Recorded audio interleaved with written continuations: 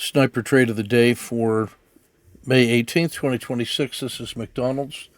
The black box at 1 shows the range from Friday, the high and the low.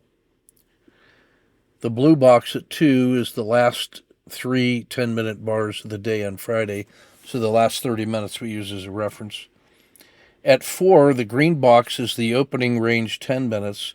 Because it didn't gap, we went let the 10-minute bar fill. We see the low at 3, the high at 4. The second 10-minute bar takes out the high of the green bar, so we enter at 4 with a standard stop at 5. Second position at 6 when that doji resolves to the upside, moves out nicely. When the RL10, the green line, rolls over, we're stalking the exit. We take the exit at the skin of the dragon at 7, right there, for 4R.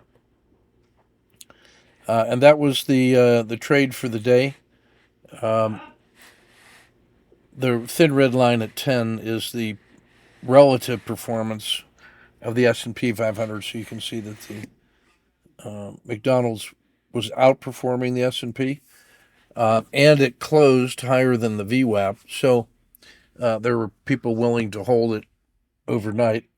So if we see follow through in the S&P tomorrow, and McDonald's is doing better, then that would be the lowest risk trade you ever saw.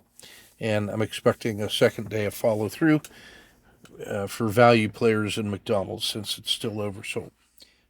Sniper trade of the day. Thanks for your kind attention.